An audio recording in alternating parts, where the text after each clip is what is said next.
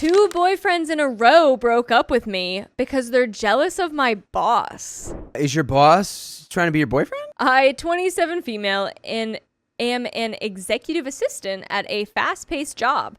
I am one of my boss's, 32 male, 2 executive assistants, and I was hand-picked for the position after his last one retired through a personality assessment, in addition to skills assessments, 2 years ago from within the company. I assumed her duties, which included the typical but also a lot of life management, including shopping, clothes, and food, his schedule, and basically making his life easier in a variety of ways.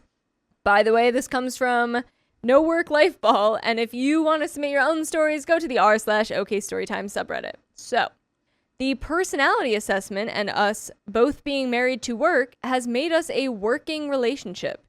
Ooh, I don't like that. In addition, the first year was full of a lot of stress for both of us. His girlfriend left him for his best friend, and my father passed away.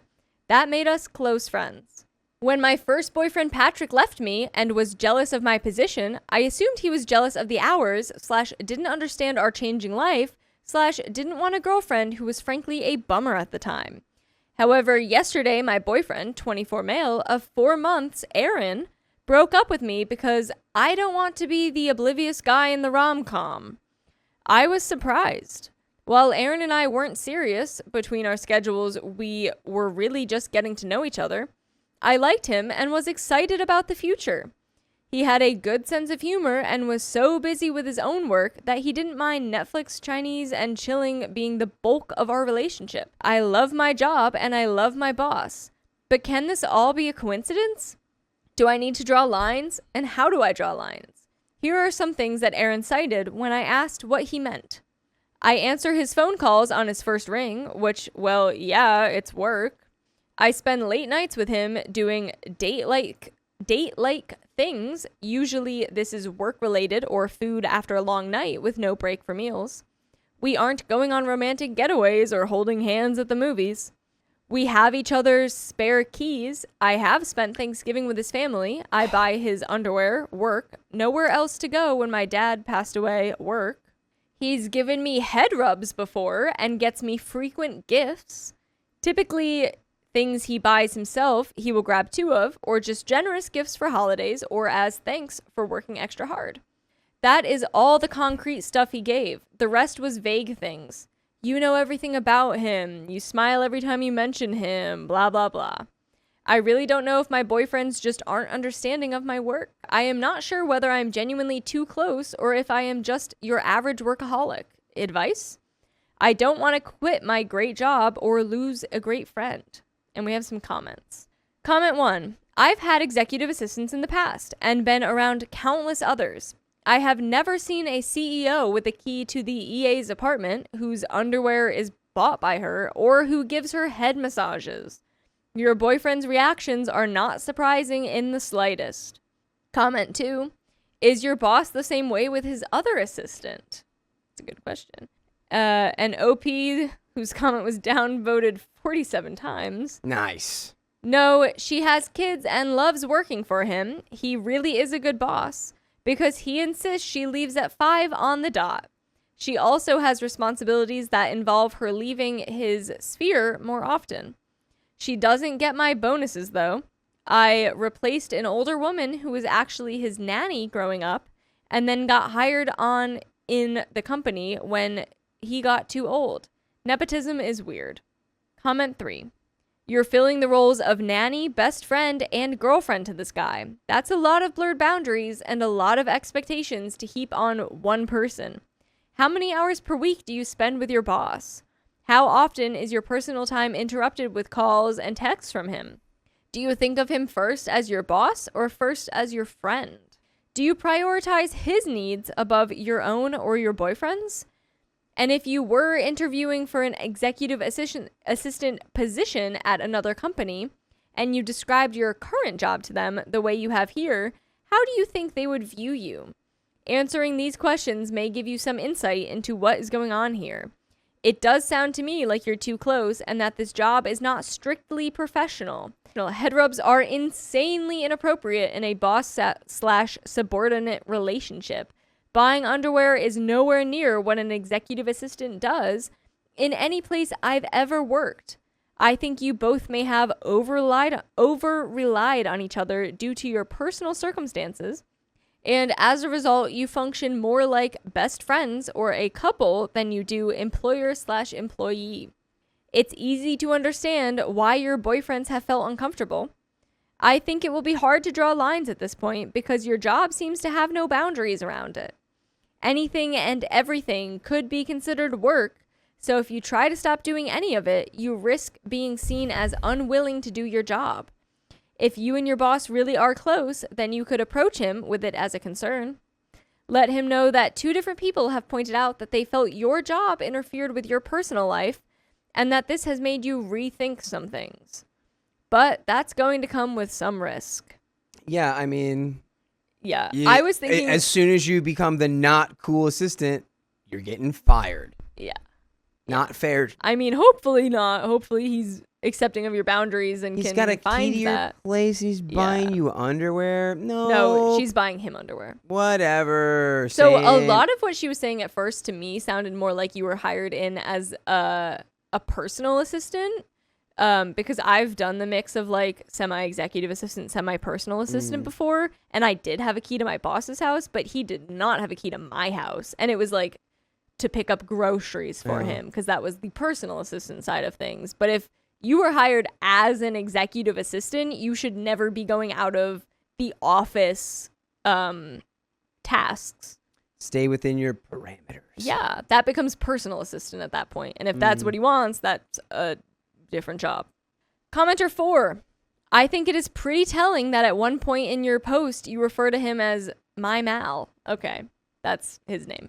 Yeah, that also is super telling because we read that and we were like, what does she mean? Her job, her position, her boss? And it's like, why are you calling him my Mal? That's insane. Yeah.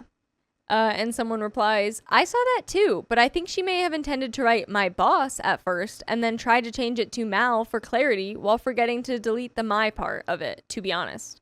Happens to me all the time. And OP says, yes, an accident. Okay, I believe that. I do believe that because it makes no sense. Yeah. And we have an update. Let's go. A lot of you had some really good advice, and I took it all in. I would like to take a moment to defend my job. I am not a sugar baby or a glorified nanny. For example, today I came in and spent the first 2 hours revising a presentation and preparing materials that Mal was to give after lunch. Then I helped him rehearse, made some verbiage suggestions, and brought him up to speed on a few attendees. Afterwards, I read through employee satisfaction reports, summed them up into a quantitative and qualitative data. I set up the conference room, went to get lunch for us, grabbed the dry cleaning. After lunch, greeted meeting attendees, took notes during meeting. After meeting, continued with the employee satisfaction report. I formed a committee to handle some rough spots it uncovered, made materials for committee, then I began researching an incentive program that I would like to implement. Answered emails with ongoing concerns, scheduled and reviewed Mal's calendar, called final job candidates and tried to fit them in for final interviews with Mal. That summarizes the day. Yeah, so that sounds exactly like when I was a mix of executive assistant and personal assistant. There was that weird like, hey, pick up my dry cleaning, but also run meetings and interview people. Yeah. It's a weird line. I mean, if it's literally impacting your personal relationships though, like maybe, I mean, just have a discussion with your boss. Finally, I asked Mal if he wanted to grab a drink to celebrate a 3-day weekend. We only had a 1-day last week due to a conference. He was surprised, but agreed. I told him that the boyfriend and I had broken up. He said that he hadn't cared for him, and I could do better. I said I needed more of a work-life balance because at some point I would like a serious relationship. He acted dumbfounded. I don't text that often. Don't you like blank? I thought we were friends too. And it was hard to tell him that I wanted all of that, but I couldn't because he can't be my best friend and pseudo-boyfriend and boss. I love my job and him, but I need to think long-term. By the way, you can listen long-term by looking up full stories with episodes just like this. Just go to Spotify, Apple Podcasts, or your favorite podcast app and search OK Storytime. Yeah. We got a little bit more, but how you feeling? Oh, we need conversations. Yeah. We just need to have discussions. Yeah, and it sounds like maybe he does kind of want that very deep, intimate relationship. And I mean, go girly, set your boundaries. I hope he listens to them. Yeah, that's very important. He was very upset and asked if I wanted to move departments, if he was that bad. Honestly, I was upset too, and of course I don't want to move departments. I suggested we develop time frames and put a little distance in between us, such as not texting at certain times and me sitting in the outer area of the office more often. He said, sure, whatever, and then made an excuse to leave. Later, he texted me, this will be the last text you get from me after 7:30. This is all BS. I don't give an F about my underwear. I care about losing my best friend. Yeah, this was the right move. You've made the correct decision. Yep. I haven't responded because I feel like I broke up with my best friend and I don't know what to say. I feel like I cut off my hand. I feel like I broke up with the most important person in my life, but I know that something had to change. Dude. Thanks, guys. Yeah, Dude. You feel like you broke up with someone. You were dating your boss without knowing it. Come on, bro. That's crazy. Oh, I care about losing my best friend. Yeah. And then he's definitely like, you started as my best friend, but now I'm in love with you. Yeah, I think your boss is in love with you. Comment 1. You should quit your job and just start dating him. You are clearly in love with the guy. And someone responds, seriously, I just want to shake OP. This guy is clearly head over heels in love with her, and she's just a step behind him. Get with him, girl. He's known you for years and is clearly interested. If it comes to it, yeah, you may need a new job, but that isn't a bad thing if you find your soulmate in the process. I don't agree with that. Crazy? I do not agree with that. Did these people not read the end of this story? I mean, it's possible. They totally can be, but also, like, don't throw away your potential job for that. Like, I potentially do agree with find a new job, or at least put feelers out and look for a new job. But, like, you don't have to start dating this guy. What? Yeah, I don't know. It's just crazy that you tried to set a boundary and it immediately goes ballistic and is like being like, oh, fine. Well, I'm so awful. I guess I won't see you ever again. And then everyone's like, you should date him. That was dumb. I refused to 100% support my fiancé, and it affected our wedding. Do you, like, 99.99999 support him? I, 25 male, met my fiancée, Laura, 25 female, 6 years ago when we were freshmen in college. She was a highly motivated, hard-working person, extremely smart, caring and funny, and just overall a great person to be around. When we started dating, she motivated me to really push myself through college. By the way, this comes from user my SO is lazy, and if you want to submit your own stories, go to the r/OK Storytime subreddit. So, the 3 years after we graduated, things started to change. I found a great IT job, and she struggled for a bit before landing a travel position in her field. Within the first 2 years of working, I had increased my salary through promotions and certification by almost 50%, and that's about the time we got engaged. Laura hated her job and asked if she could quit while she looked for something else. I was against it initially. I asked her if she could just swap to part-time, maybe 20 to 30 hours per week. Instead, we were already renting, and though my salary had increased significantly, I wanted to continue saving money so that we could purchase our first home together. She threw a fit and went to her parents, where her mom was completely against me, saying that I should support her daughter and that I made more than enough to support her until she found a job. It should be noted that her mom doesn't work and her family isn't well off, so they actually struggle. Her dad works, but for whatever reason, her mom stopped working after she had Laura and never went back to the workforce despite her father not making enough. I tried to hold firm and, after some research, found that her employer offered PRN positions, 4 to 20 hours per week, with increased pay, basically a work as needed position. She didn't want that either. When my parents came over one day, she talked to my mom about it, who seemed to side with her as well. My mom is a stay-at-home mom because my dad makes so much and allows it. Eventually, I doubted myself, maybe I was being insensitive, and I let her quit her job to look for another one. I initially increased my own hours from 40 hours a week to 50 to 55 just to offset the reduced income. 6 months go by with no new job in sight. I asked her if she could take over a few more chores. I tried to be understanding, but working 11 hours a day and then coming home to have to clean up and cook was really taking its toll. The new chores thing was hit or miss. Some weeks she did, and other weeks she didn't. She gets to the 12 months of unemployed stage, and we have a serious talk. I tell her I can keep up this work style for another year and that I already have a new position in the works for myself for better pay, closer commute, and more experience. I think telling her this was a mistake because now she has this idea that I'm going to support us both for even longer while she tries to find a job. I thought maybe her resume needed some tweaking, so one day she asked me to take a look at it for her. I get on the computer to update it and immediately realize after logging into her job search that in the past 12 months, she has only applied to 12 positions. In comparison, when we graduated, I put 180 applications in a 3-month period, and she put in 90 respectively. I brought it up, and she said there aren't many jobs out there right now. She tells me her and her best friend, who is a college dropout, are looking into the idea of doing something like streaming or YouTube. Let's go! It's nice. I express my concerns. Tell her maybe working part-time while doing that would be best. My mom and her mom think that I should just commit to 100% supporting her, but I don't want to do that. Her dad tells me not to let her become like her mother, but I think it's already too late. I don't know what I can really do except give an ultimatum or just leave. I still love her, and she's a great person outside of the whole job thing. I want to support her, but I fear she might never change back to the girl I met. The wedding has been postponed due to my demanding work-related training, which has me traveling. Am I being selfish or unreasonable? Thoughts? And there's an update. Oh, God. No, not at all. No. I mean, you were great and supportive to let her initially quit her job and look for one. And the job market, especially depending on what industry, could really suck right now. But you can always go to jobs outside of your industry. Like, she's not tied to some great paying job. Like you said, she could get a part-time job. She wants to try streaming, but she still needs something.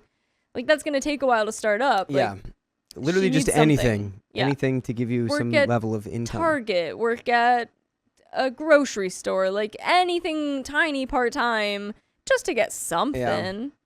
Update, pretty much, life sucks. Wasn't planning on updating this. It isn't really my thing, but I realized for my own sanity, I think I need to tell someone that I wouldn't have to deal with later. On Monday, after I got home from work, Laura was in the bedroom talking to her mother. I took a seat in the living room to wait for her to finish, but overheard her mom tell her that she should just find a job for a little bit. She was in a pretty hostile mood, but I figured there was no reason to wait. Her older brother had been in town since last week, and she's been spending a considerable amount of time with him, which surprisingly had her feelings extremely stressed out. He really dislikes what she has become. Our talk started pretty awful, to be honest. I basically asked her if anything was wrong with her and what she would need to get back on her feet, and a lot of stuff about our relationship, where we used to be, and where we wanted to go. It turned into a crap storm pretty quickly of her trying to pin blame on me. She told me about the indescribable guilt that she felt each day, how she wanted to do something and move forward with her life, but didn't know what to do. She blamed me and my kindness and work ethic for letting her become the person that she is now without much fuss. Huh? She told me that as long as I was in the picture, she felt like she could never venture back out into the real world. She told me that she hated the person that she had become and that she hated how much she dragged both of us down. She said that she loved me but resented my situation at the same time, and her words really hurt. Her anger turned into sadness and a bunch of crying after a few minutes of yelling. She was yelling? She apologized for everything. She knew the real reason I postponed our wedding and even told me that it should be canceled permanently. Yeah, I'd say that would be an effect on your wedding. Yeah, saying to cancel it? Yeah. Yeah. We talked a bunch more and we sat down and really thought out and developed a plan step by step with guidelines of exactly what we were going to do. I'll admit I got my hopes up. I felt like everything was making sense. I was understanding her and all that. It was a highly emotional and stressful part of the conversation. I condensed it heavily, but I don't think I've ever pushed her before. But with the wedding called off and both of us on the same page, I figured this time could be different. The next day at work, I couldn't even focus. I spent most of my time researching and planning stuff for her. I'll admit I was excited, and I even left work early just so we could get a head start. But when I got back to the apartment, all her stuff was gone. Clothes, shoes, laptop, literally nothing was left of hers. The amount of panic and anxiety I felt, I don't even know how to describe it. All my calls went straight to voicemail. She left me a note on the counter along with her engagement ring, key to the apartment, and her parking pass. Long story short, she left with her older brother to live with him in California. She didn't really think we could turn her life around like he could. It hurt like heck reading her note. Dude, you dodged a bullet. Yeah, for real. This is crazy.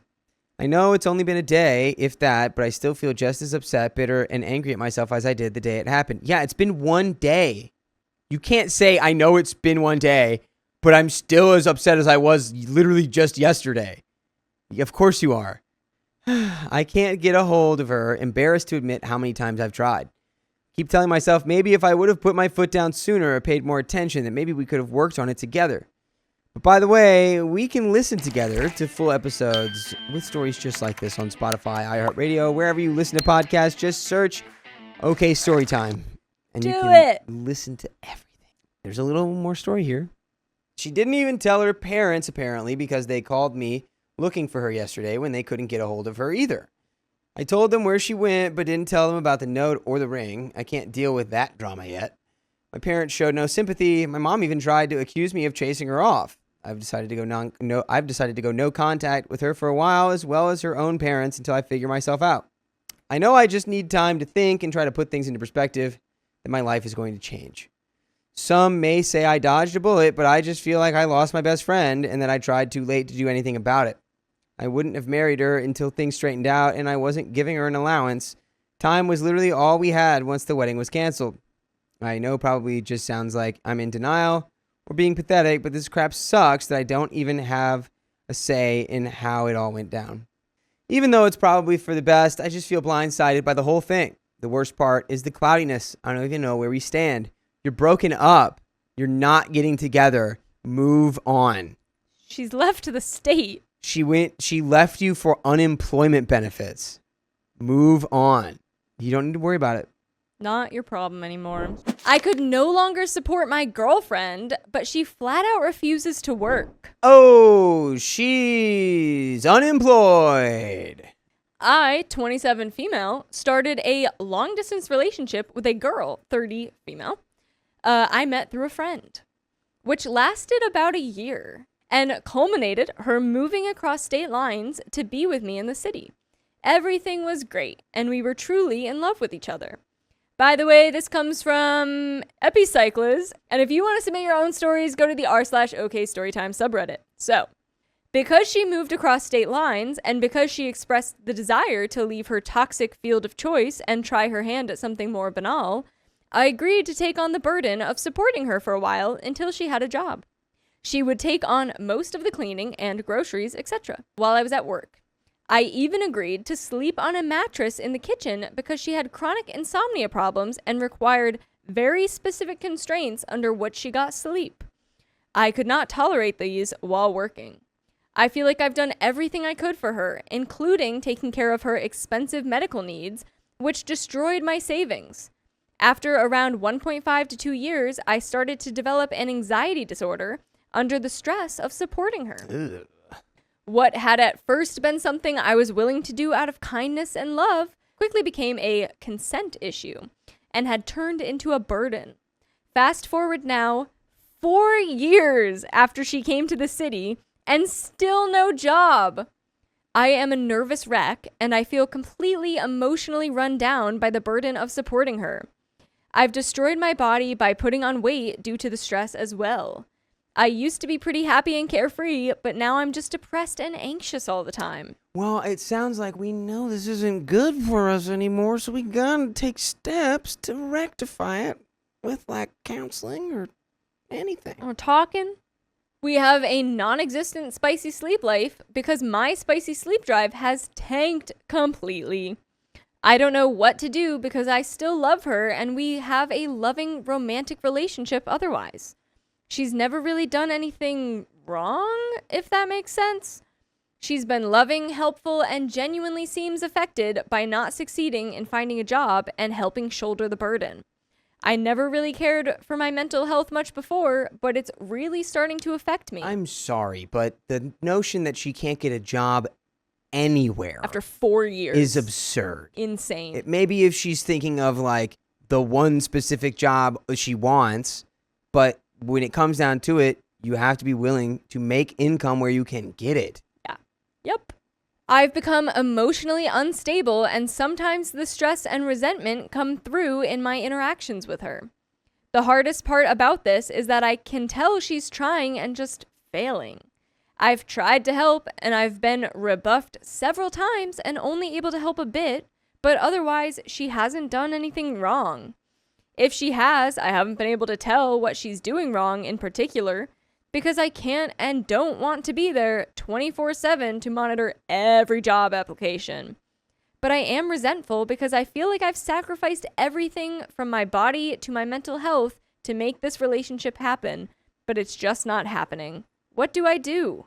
To make it clear, this is a big deal-breaking issue for me that I've told her is my primary source of stress and anxiety. I don't see much change, and I think she's too ashamed at this point to give me updates, which just compounds my stress because of the radio silence. We have some comments. Comment 1. If I were in that position, I'd tell her I couldn't support her anymore because she's becoming a burden.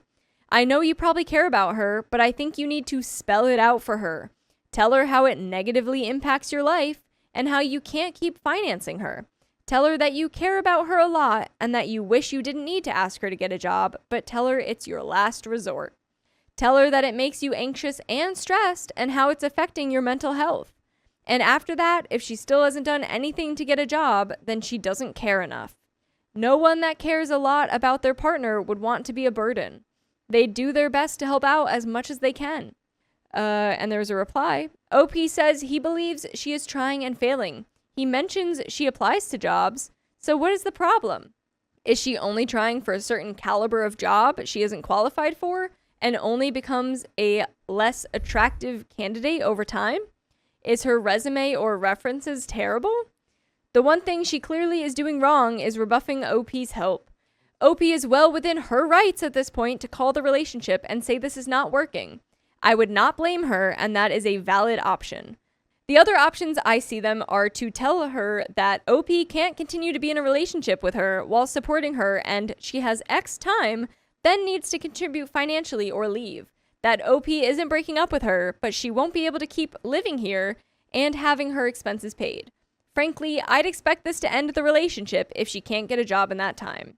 And finally, OP can say it's not acceptable that she is radio silent and refusing their help given it's been 4 years and supporting her is causing OP anxiety to the extent it is harming OP's mental health and poisoning the relationship.